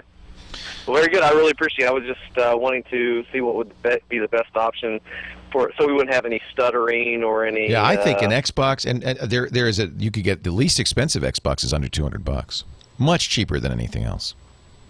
Okay. So I think that's a good. really appreciate it. I think that's a good choice. Yeah, it goes nicely with your PS3. Believe me, in fact, I've run out of HDMI ports on my TV. PlayStation 3, Xbox 360, Kinect is cool too, by the way. Then you get the Kinect on there and you can dance in front of your TV while they're playing the football. I have a Boxy box. I have a Sony box. I have a Roku box. I have, what did I leave out? Nintendo Wii. I mean, it just goes on and on and on. It's like 800 things hanging off this TV. But it's my lab. I'm not quite there yet, but it's my lab, honey. I have to do it. And all my wife wants to do is watch TV. She says, "What do I have to do? Can I just have a TV?" She goes in the other room. We have an old, tube television. She watches Channel 4. That's it. Oh, I just want to watch TV. Getting her the iPads and getting really, really DVR while I'm watching. Exactly. Oh, yeah, I have an Apple TV on it too. That's right. And a Sling box. Did I mention the Sling box? It's crazy. That's what I was going to do. I have Dish Network. I was going to get one of those Sling things attachments, and then get her an iPad too, so she can watch all of her romantic movies while I'm watching. Exactly, and she, it works out perfectly. You watch ESPN3, and she's watching the rom-coms on her iPad. That's perfect marriage because nobody talks to each other. So. Yeah, right. You can even be in separate rooms. There you go. Hey, thank you, Brian. That's probably the easiest. He's certainly an iMac or a Mac Mini, I should say, would do it very easily. The TV. The iMac is designed with HDMI. That makes everything simple. The TV doesn't have to be set to a PC setting. You don't have to worry about the resolution and all that. The iMac will just broadcast it just as you would expect right under the TV. Caffeine-free Dave, thank you. Good point. In order to watch ESPN3 on the Xbox 360, you do have to have an Xbox Live account, the gold account, but they're not horribly expensive. I think I ended up buying the 1 year for whatever, $99. Family. That gives you, I think, $99 for a year, and you get 3 accounts, something like that. But there's even less expensive. 8888 Ask Leo. That's the phone number. That's a popular thing to do. Watch TV. Watch the internet on your TV, and there's a lot of different ways to do it. So almost it feels like an infinite number of ways to do it, and none of them are perfect. That's the only negative. Nobody does everything. Howard in Louisiana, Leo Laporte, the tech guy. Hi, Howard. Greetings and salutations. First-time caller, long-time stalker, Uncle Leo. Hope you don't mind me calling you that. Not at all. Not at all. Greetings and salutations back. I'm Big Howard. I'm calling from Cachefly, Louisiana, and I'm establishing my first website. I've already went ahead and registered with Hover and got my domain name. Good man. And I'm going to Squarespace. Double good man. You all of our sponsors. And I'm using the codes. Got my 15% off with my quid code on Hover. I'm going to get my 30% off of my TNT6 on Squarespace. Good. But what should I do or not do when I go over to Squarespace to establish it, as far as linking, connecting with my domain? Yeah. There's a good help document on Squarespace. Lots of people do this. If you go to SarahLane.com, for instance, my co-host Sarah Lane's website is running on Squarespace, but it's not SarahLane.squarespace.com. It's SarahLane.com. So all of the details are on the Squarespace site. I'll tell you what, I'll find the link. I don't know off the top of my head. I don't know, but I'll find it for you, and I'll put it in our show notes. I have not mentioned, by the way, that we have show notes. We have a whole website dedicated to this. It's not on Squarespace yet. It should be. But it's at techguylabs.com, and this is show 785. It'll all be there for you, Howard, as soon as I get off the air here. Woohoo! Thank you. Leo Laporte, the tech guy. Okay, that's enough woohoos. 8888 Ask Leo. That's the phone number. Keith in Victorville, California. You're next. Leo Laporte, the tech guy. Hi, Keith. How you doing, Leo? How are you? I'm great. I see you're entering. You're doing your inner Rocky J. Squirrel there on. Yes, I am. I don't know where to put the goggles, but that's another matter entirely. Yes, you must be watching the live video we're streaming from TechGuyLabs.com. I sure am, Leo. I sure am. I just figure it's so boring to watch a guy do a radio show that I should dress up. And the teeth, perfect. They add just enough to it. It adds something to it, doesn't it? And for the people who are listening on the radio, they have no idea. Well, well, first I want to say thank you for all the help that over the years I've been getting from you just by listening to you. But I actually need one here that I just bought a Dell computer probably about a month and a half ago. Okay. And what's happening is when I go to like Google or Yahoo and I type in a search for this, for instance, just like Target.com or Target store, and it opens up the browser and it'll say you see the home page for that whatever, and I click on it, it takes me to just some random page, and whether it's Google or Yahoo or that's not right. So where are you? You're typing in the top there, the name of where you want to go in the top bar there, in the search bar, yeah. In the search bar. So it should be opening at that point a Google search window, and it is. Yeah. And when you click the link in Google, it's not bringing you to the site that you're clicking.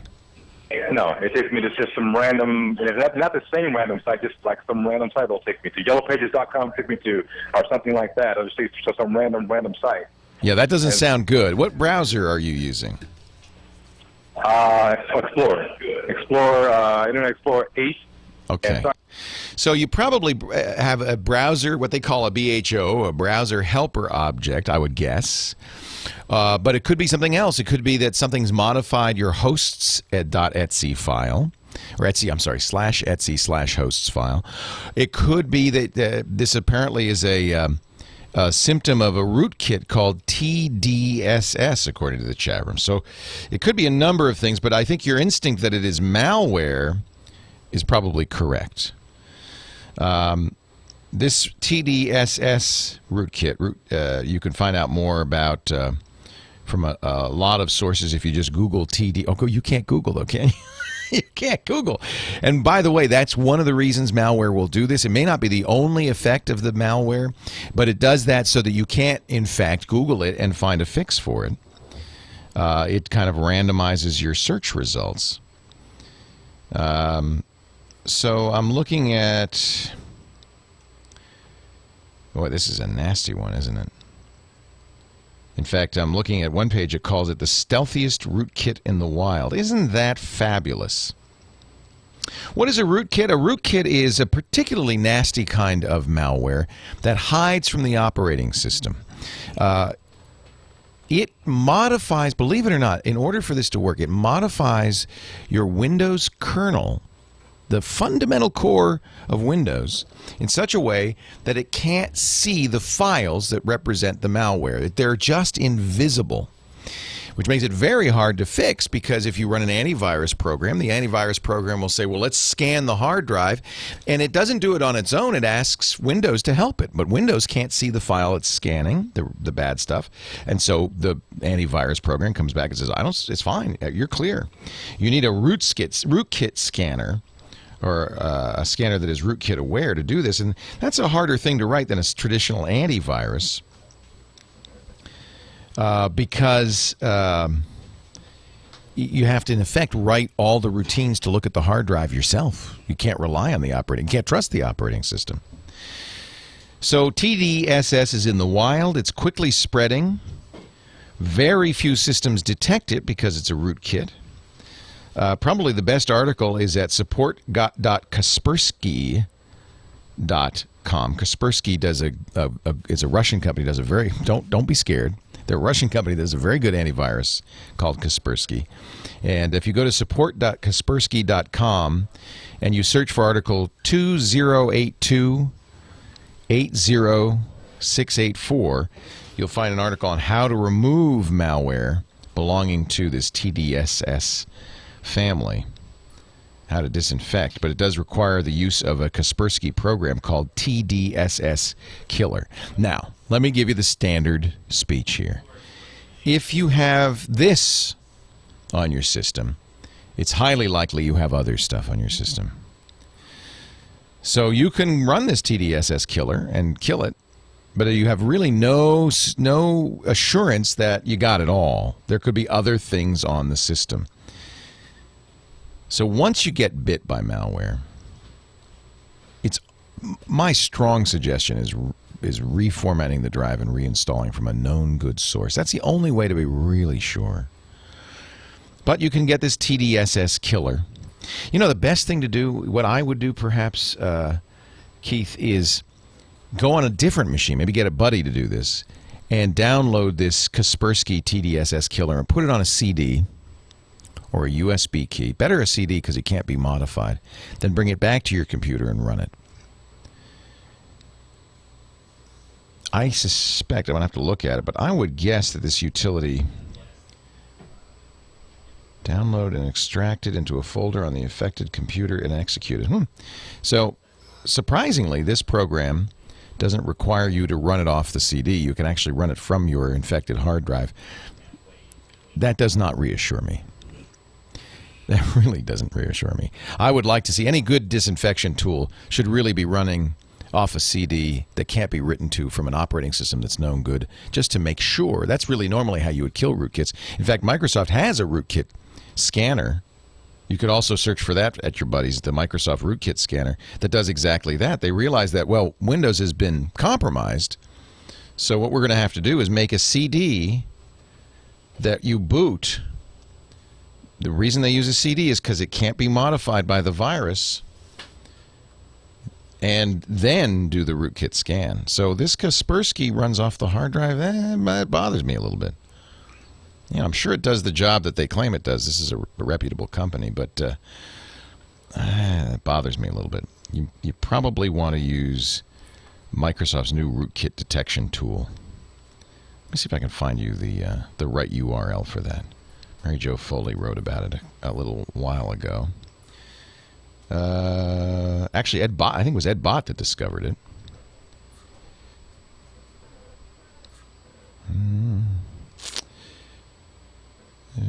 Yeah, it's consumersecuritysupport.microsoft.com. Looks like that's the place to go. Now, this you could do without going into a search. I'd be curious to see if the rootkit would block this. Consumer Security Support, all one word, consumersecuritysupport.microsoft.com. And then there's a lot of useful stuff here that it can help you with. But I'm of the opinion when this happens to me, I waste no time. I take that machine off the internet. I boot into a Windows install disk, a known good Windows install disk, and I format that sucker. I start over because I'm at that point. I don't want it to get on the net. I don't want to affect other computers. I just want to fix it. Randy, California, Leo Laporte, the tech guy. Hi, Randy. Hey, Leo. I got a question. I'm still living in the 80s, so I actually just recently bought me a Droid X. Great. And I've had it for about 5 months. And the last several months, a couple of weeks, it started doing its own thing where it would just turn on and off. It would start the internet up. It would even send about 5 texts, to certain people, and I didn't even send them. So that's not good. Holy cow, that's not good at all. Yeah. Check your phone bill because you want to make sure that those were not texts to sites that charge you. No, it wasn't. I have unlimited texting. No. But no. This is one of the ways that one of the big ways that people make money by hacking cell phones is by sending texts that are paid. Oh, I didn't know that. Yes, you want to check your phone bill and make sure that you were not subscribed to something inadvertently. Okay, yeah, I'll get on that tonight. Yeah, boy, when that happens, and then wipe your phone, and you know what I would do? I'd bring it back to the Verizon store and I say, dudes, this thing's rebooting, it's sending random texts, I want a new one. Well, they did. They just sent me a new one. Now, this is what, I've been thinking about it all night and day. This is the brand new one I'm talking on, okay, and you use your old SD card. Is it possible? Yes, it could be on the SD card. Wipe the SD card, too. Leo Laporte, the tech guy. This is why you're fat. Spaghetti and meatball cake. Oreo pancake breakfast.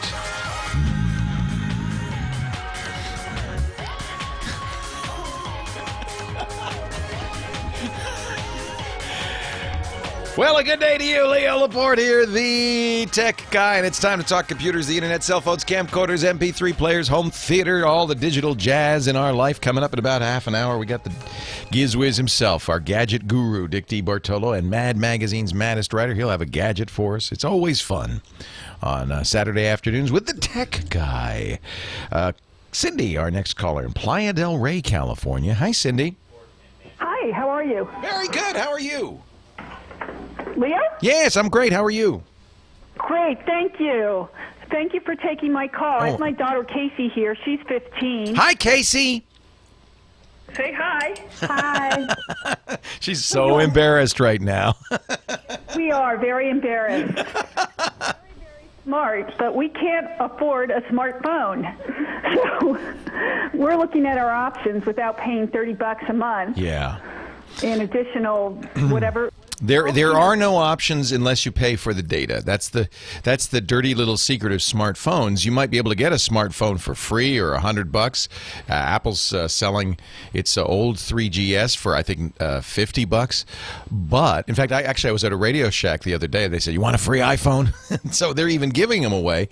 But the reason they can do that is because, but when all is said and done, that free phone is going to cost you a couple of $1,000s over 2 years because of the data plan, because of the monthly fees. Yeah, exactly. So we're wondering if there's possibly a phone that's in between a smartphone and a normal flip phone that you can't do anything on.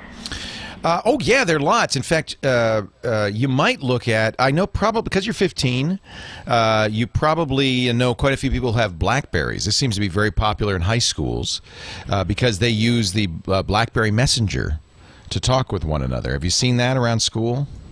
I saw it more in middle school. Yeah. Yeah, you'll see, once you get to high school, you're going to see a ton of those. There are companies like Metro PCS that have less expensive plans that do include data. But any smartphone, you can get a feature phone. But as soon as there's data, it's going to cost you, at least $25 a month. Yeah. Because that's just how it is. Virgin Mobile, for instance, has a number of inexpensive phones. But $25 a month for the internet access. So, what is it that you need a smartphone for, Cindy? Or actually, it's not Cindy; it's Cindy's daughter, isn't it? Mostly, I just want a smartphone because I can check my grades online and do other stuff online. But right now I'm just wanting a phone that's not something I can use to text and do those things on without having to work around just the normal keys, and that's better than the regular feature phones that they offer. What carrier are you using right now? We're using Verizon, and all their feature phones are really not. They're not good. You might look at the Kin. Are they still selling the Microsoft Kin? Yeah, I was looking at that, but then the guy was like, "Oh yeah, you can't get that. It's really bad. You won't like it." Stuff like that. Well, don't listen to the guy, because the guy wants to sell you an iPhone. Microsoft killed the Kin. I mean, it's not, and it's cheap for that reason.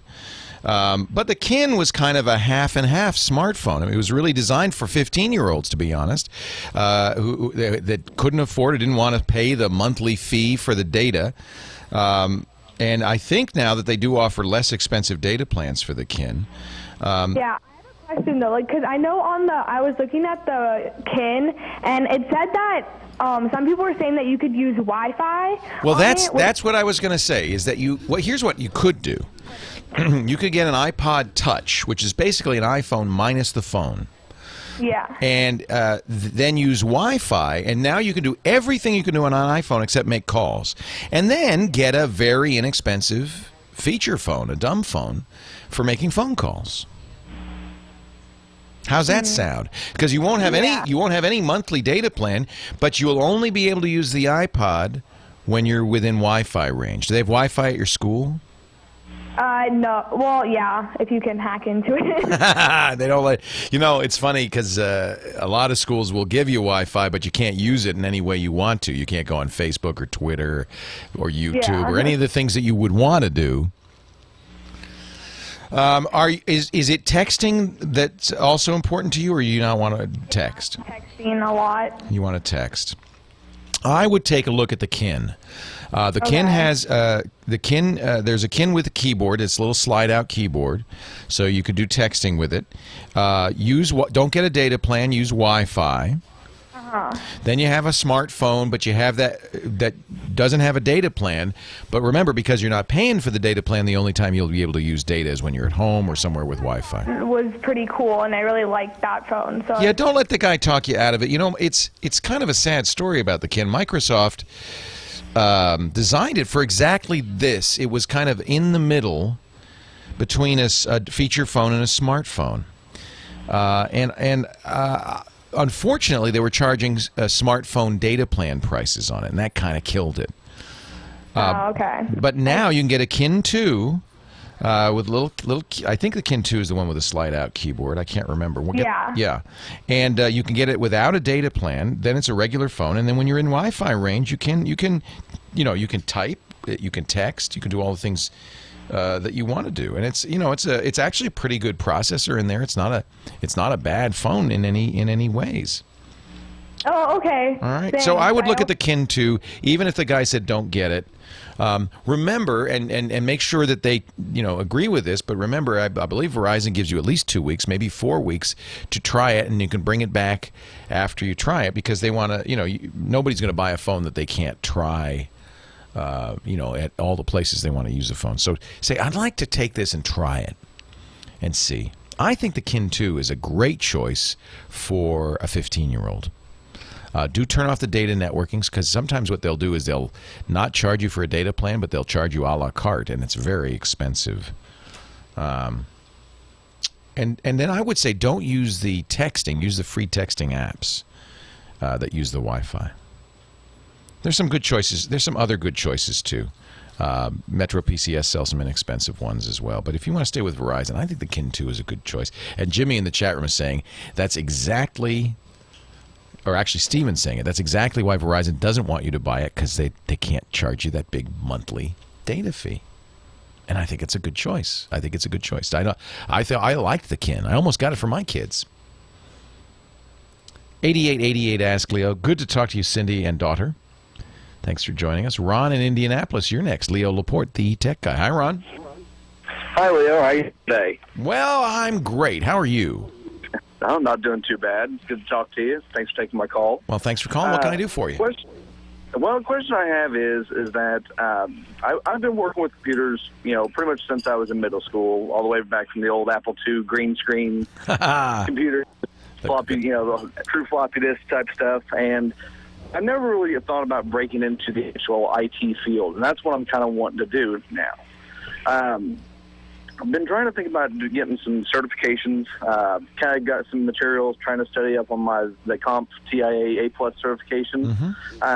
And I was talking to some people, and they were like, "Oh, well, that's you can get it, but it doesn't really get you very far." It's expensive to get it because the classes and so forth, or the learning materials. But you only really need it for jobs that require it. So if you're applying for a job, and a lot of jobs do require it because that's how they know your stuff. It's easier for them to say, "Well, what's your cert?" than to say, "What's your experience?" You don't have experience. The certification sometimes is the only way you can get a job. But there are ways to get experience and get that first job. You just have to, kind of talk your way into it or find somebody small. This is how I got into radio. Find the smallest, littlest station I could find and say, "Please, give me a job." That first job, no matter how old you are, is always hard. But if you can get your foot in the door and get the experience, then you won't need the certification. You'll have experience instead. Leo Laporte, the tech guy.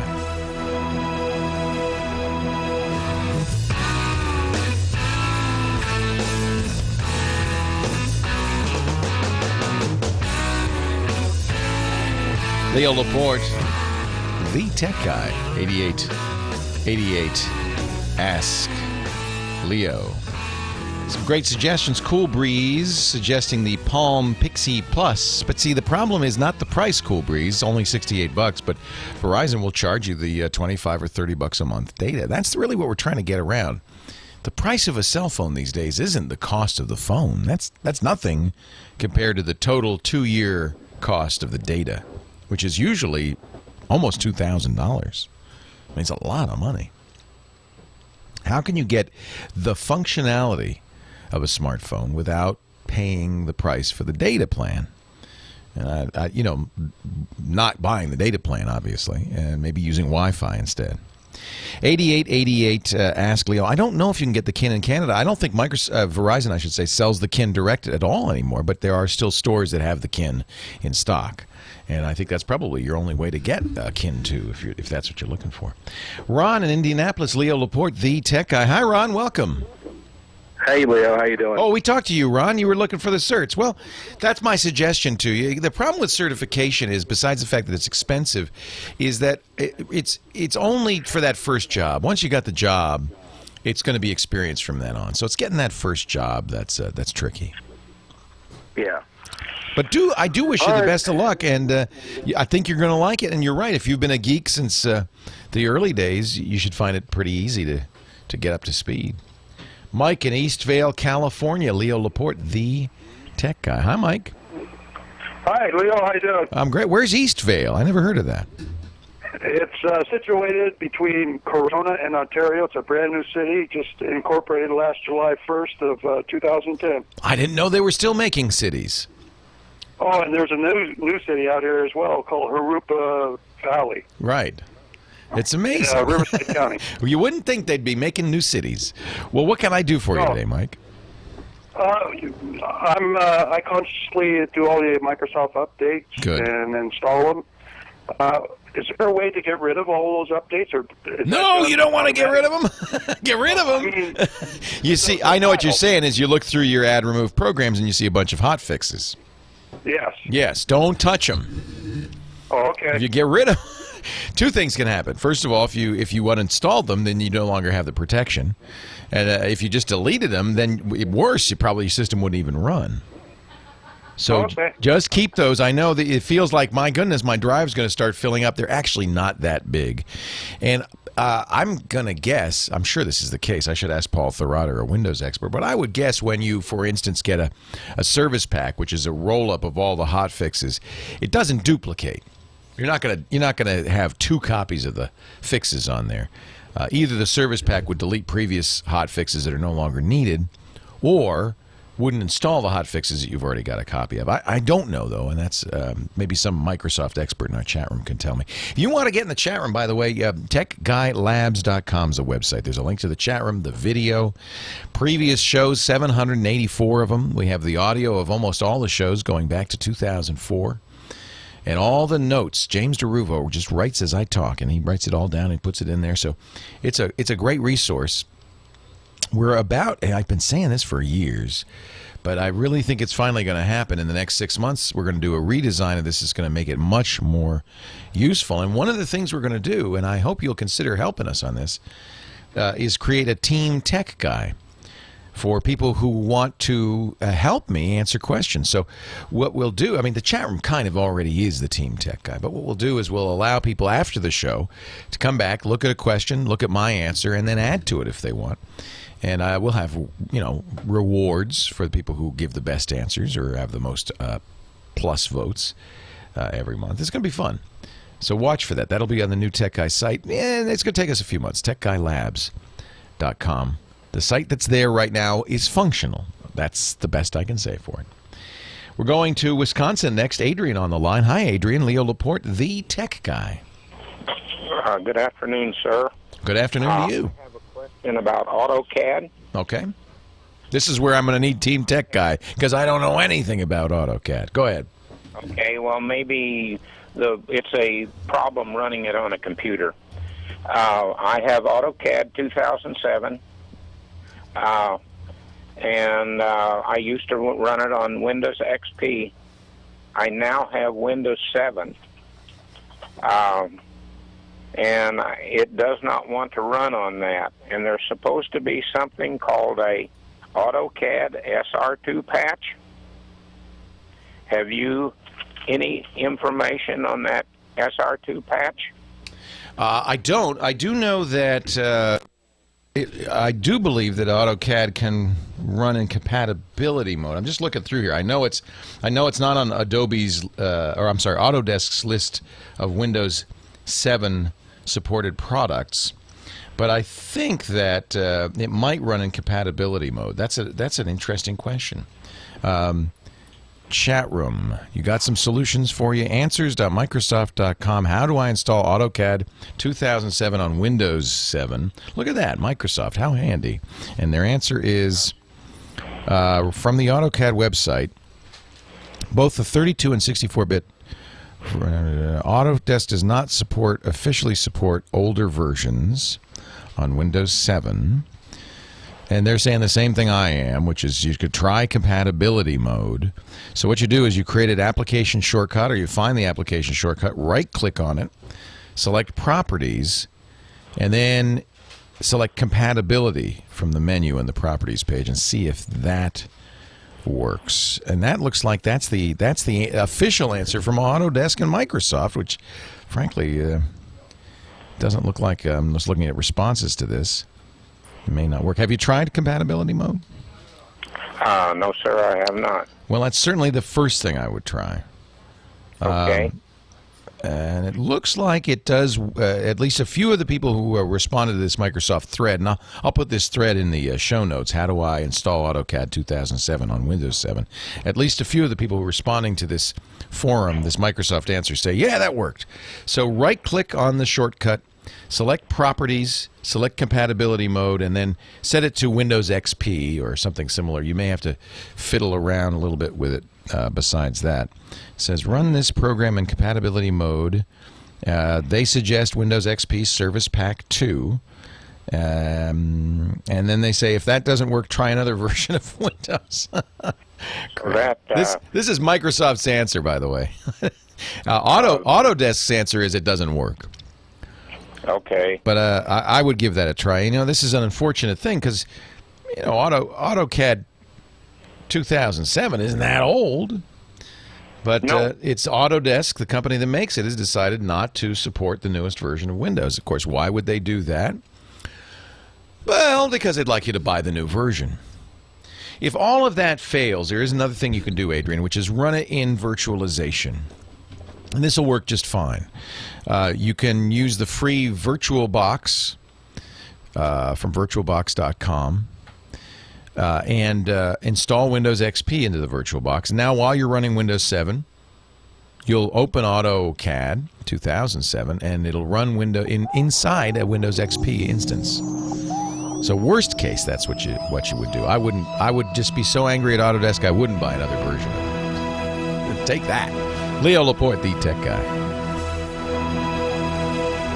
8888 Ask Leo. That's the phone number if you have a question, a comment, suggestion. Cool Breeze in our chat room.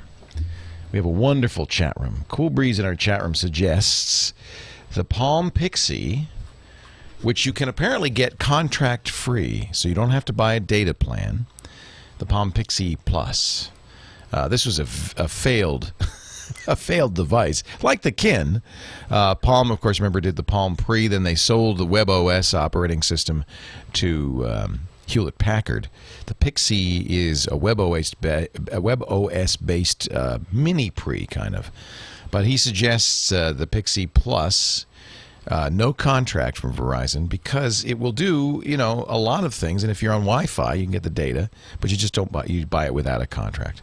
So it's AT&T and Verizon both carry the Pixie Plus. And he says this is more powerful, does more than the Pre. So there's another solution for people who want to buy a phone with smartphone capabilities but not pay for a data plan.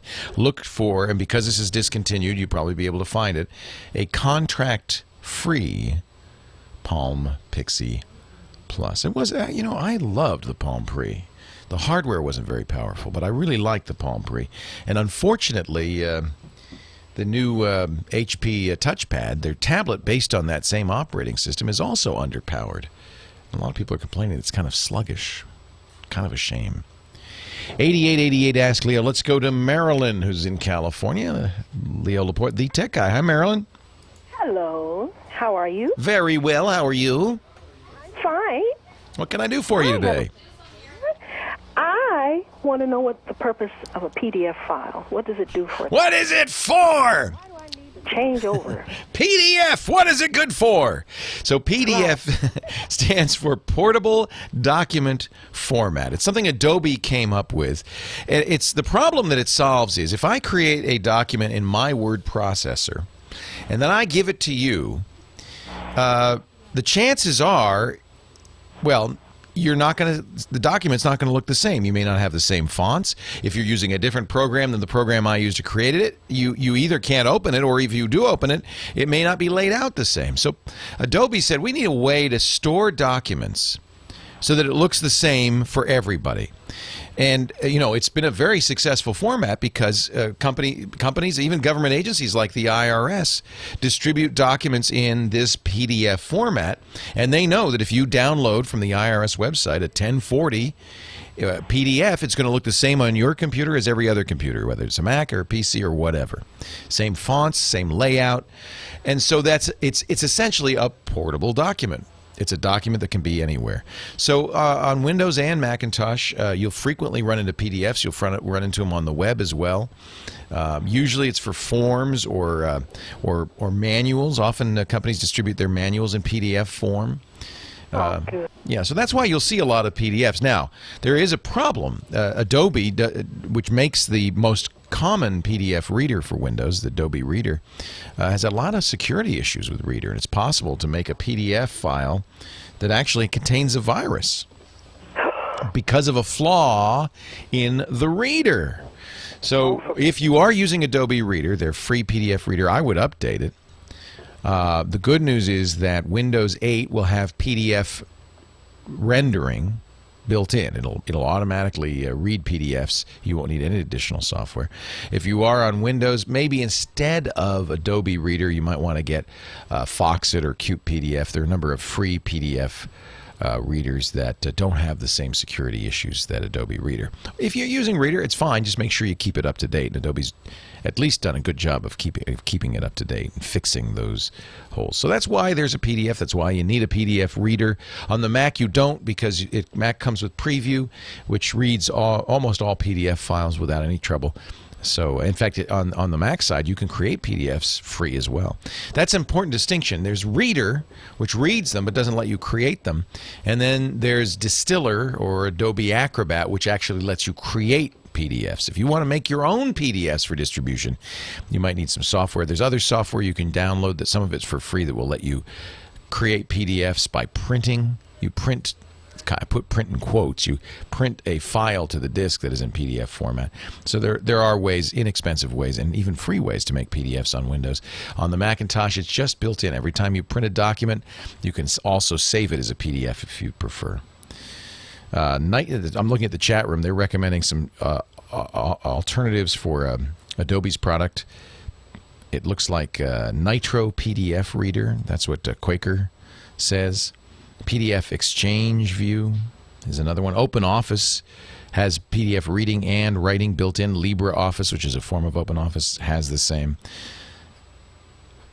There are lots of decent choices. By the way, Strength says that the Foxit installer comes with some intrusive toolbars and browser add-ons. You want to make sure you don't install those as well.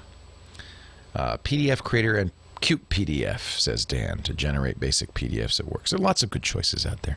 PDF is not going away. It's a standard, and I think it's gone well beyond what Adobe had certainly beyond Adobe's proprietary ownership, and well beyond what Adobe had thought for it. It's everywhere now. David in Wisconsin, Leo Laporte, the tech guy. Hi, David. Hi. Thank you for taking my call. My pleasure. What can I do for you? We have a family Verizon cell phone plan, and we got an early upgrade for the two kids because they wanted unlimited data, and I guess Verizon was only offering the unlimited data plan until about July 7th. It ended Thursday. Boom. Yeah, that's what we heard. Anyway, for $30 a month, that's not too bad, and they wanted the iPhone 4. Of course they did. Yeah, of course they do. And they also wanted everything else that money can buy. But what the one kid is going to do, he said he's going to jailbreak his Apple iPhone 4. And my question to you is, first, what is jailbreaking? And secondly, will that mess up the warranty, and or will it generate costs? And I'd sure love to hear your response. It sounds scary, doesn't it? You're going to what? I told him I'd break his neck. The good? No. First of all, it's I'll tell you what jailbreaking is. It is merely modifying the phone in such a way. Right now, the iPhone, the way it's set up, you can only run applications that Apple says are okay. You have to get them through the Apple App Store. When you jailbreak an iPhone, it allows you to get apps from other sources, including Cydia. There are a number of app stores that are not Apple. But Apple won't let you use those app stores unless you jailbreak. Jailbreaking gives the phone more capabilities. It is completely legal. We know that. The Librarian of Congress declared it legal about a year ago. Apple wasn't happy about that, as you might imagine, and they fumfered around. But they really couldn't say anything about it. They didn't even say it voids your warranty. They say, well, it might void your warranty. The truth is, if you jailbreak an iPhone, and I've done it many times, and you decide you don't like it, don't want it, or you're having a problem with it, you can reverse it very easily in iTunes. You just restore the phone, and it's unjailbroken, undetectably unjailbroken. There's no way Apple can say, oh, this was jailbroken. So it's legal. Apple doesn't like it, but they really can't do anything about it. And if you decide you don't like it, you can always restore it. What are the negatives? There are some negatives. It can make the phone a little less reliable, particularly if you install software that's not very good. It is possible, in fact, to install bad software or even perhaps malware if you're not careful. So you should be careful about what you install. But there's plenty of information about what's out there and what not to install, so I wouldn't worry about it too much. Most kids, or many kids, do jailbreak their phones just so they can get free programs from stores like Cydia. I don't think there's anything wrong with it. It's certainly not illegal. All right. Well, thank you. All right. My pleasure, David. It sounds scary. They need a better name. On the Android side, they call it rooting. Same idea, though. It just gives you more control over your phone. 8888 Ask Leo. The Gizwiz, Dick DiBartolo, coming up next.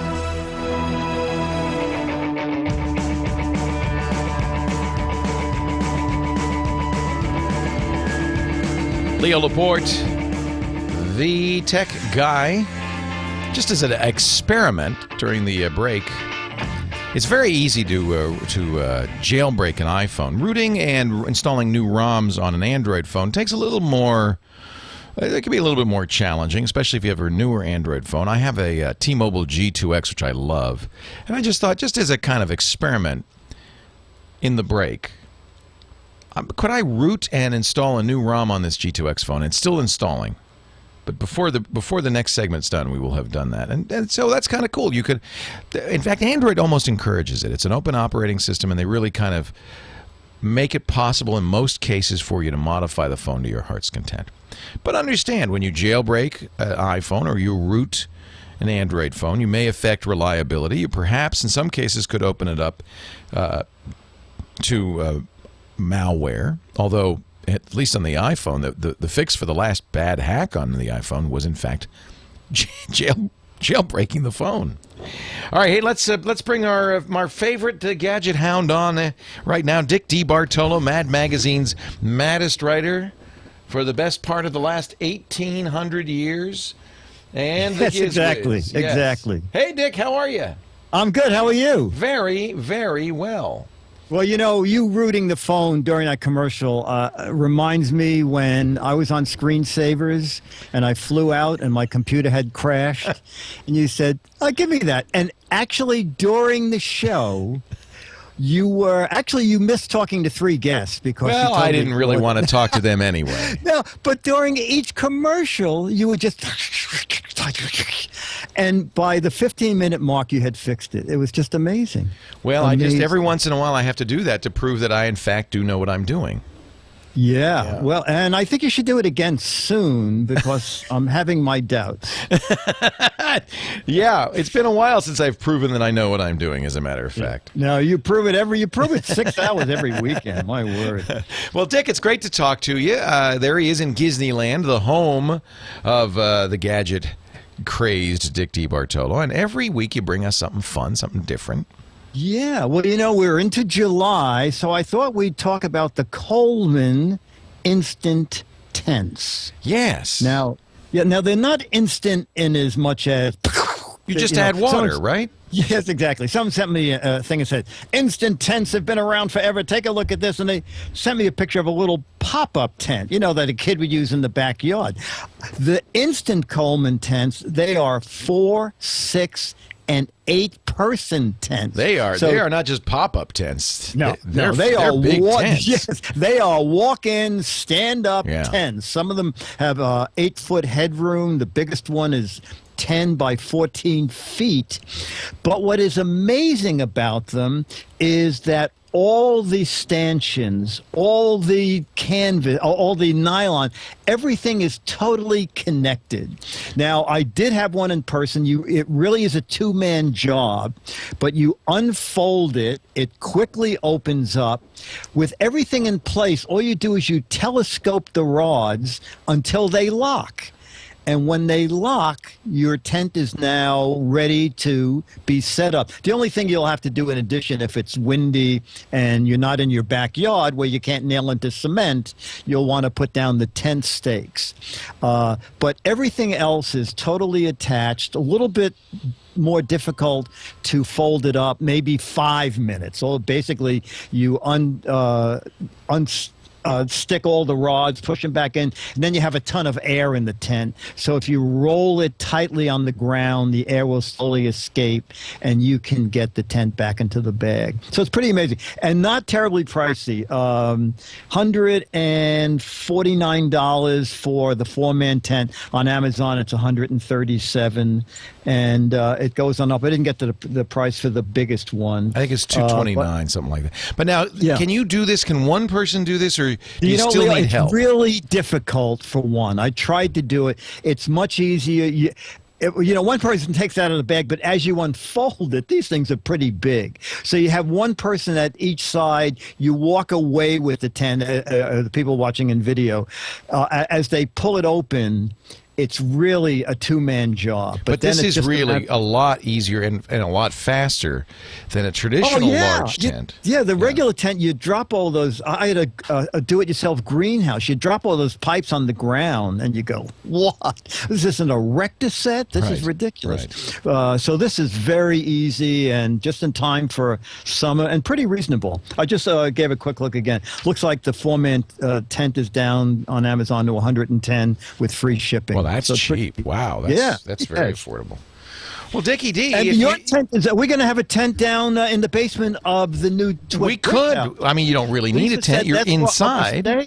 Yeah, she told me. I'll be staying on premises. We're going to put you up at the new studio opening. Actually, this is going to be fun. Dick will be in studio with us on July 24th when we. 2 weeks from tomorrow. Yeah, when we launch the new. Is it? Are you kidding me? 2 weeks from tomorrow? Holy cow! Yes. How are we going to get the studio done by then? Tomorrow we might be doing the show from a tent in the basement. If you go to Dick's, I'll ship the tent out. Will you please? We need that tent. GizWiz.biz, that's the website, and Dick has a great contest he does all the time called What the Heck Is It? A chance to win from Mad's Maddest Writer an autographed copy of the most recent Mad magazine. He gives away 12 for the best correct answers and up to 24 for wrong answers. So he really doesn't care if you get it right. Now, what is that? It looks like, I'm not going to say. Now, isn't that kind of the object of the game? To get it wrong? Yeah. Only in Mad Magazine land. No, right. Only in Disneyland. It would be very funny if the first day of the new contest you said, what is that? And I said, oh, you mean the floating ashtray? Oh, no. No, it's not hints. No hints. Not a floating ashtray. Go to gizwiz.biz, click the What the Heck Is It contest, and good luck. Thank you, Dick. Stay around. Okay, Stay here because we're going to do the weekly daily GizWiz, our show, right after this. Don't go away. Yes, I'm counting on that, Dick. Meanwhile, I think I have enough time to get a call or two in from Burbank, California. Tom is our next caller, listening on the great KFI. Hi, Tom. Hi, how are you today, Leo? Wonderful. Welcome to the show. What can I do for you? Thank you very much. Hey, I got a question. Facebook. The other morning, my wife got a call from her friend saying, how come you weren't talking to me this morning on Facebook? And this was at 6 o'clock in the morning when supposedly she was on there. Well, she wasn't. My question is this pretty easy to get hacked into? Well, the way people get hacked, yes. there are a number of hacks on Facebook. They usually come from somebody else who was hacked, somebody in your circle of friends, because that's what you'll see, and it's usually something like, "Oh, I can't believe I got video from last night," and a link. And it's somebody that you know. It's somebody on Facebook. You go, "Last night? What did I do? Oh, what happened? What could she be talking about?" So you click the link. It takes you to a page that looks like, in some cases, looks like a YouTube page. But it'll say, "Oh, you don't have the latest version of Flash. Please download it so that you can watch this video." Now, at this point, this has happened so many times to us normally that we just go, "Oh, yeah, probably don't." And you click the link. You download what you think is Flash, and in fact is malware, is an infection, which then does two things. First of all, you don't see the video ever. But what it does is it sends out the same link to all of your friends on Facebook. So did she say that she was on in chat? Yes. I haven't seen that in particular, but it could be. There's another way this could happen. If it's not malware, there's a program called Firesheep. Now, I don't think this is what happened, because in order for this to work, your wife would have to be using Facebook on her laptop at an open access point, a coffee shop or somewhere, or a library. If you do that, then there's a program that can be run by hackers, and millions of copies of this program called Firesheep have been downloaded, that lets the hacker then pretend to be you on whatever you're logged into. So it's possible. I'm looking now at our chat room, and it looks like somebody's seen this exact same malware in chat. So it is. So I guess there is malware taking advantage of chat. So, Tom, it sounds like either your wife's password has been compromised, in which case she needs to change it. I would change it immediately. If anybody says to you, "Oh, I saw you this morning on Facebook," and you weren't there, first thing, change your Facebook password. Secondly, you probably do have some malware on your system, and it's doing exactly this. That means you want to run an anti-malware scan. There's a lot of good ones. You might want to try ESET's Nod 32. If you go to ESET.com, there's a online scan you can run there. Get a second opinion from antivirus.com. That's from Trend Micro. There are a number of these online antivirus scans. If you don't have your own antivirus, even if you do, it's not a bad idea to get a second opinion and see if any of them can find the malware. It sounds like there is something going on in your system, or your wife's password's been compromised. Out of time. Be back later. Come back and join me, won't you? Leo Laporte, the tech guy. Bye-bye.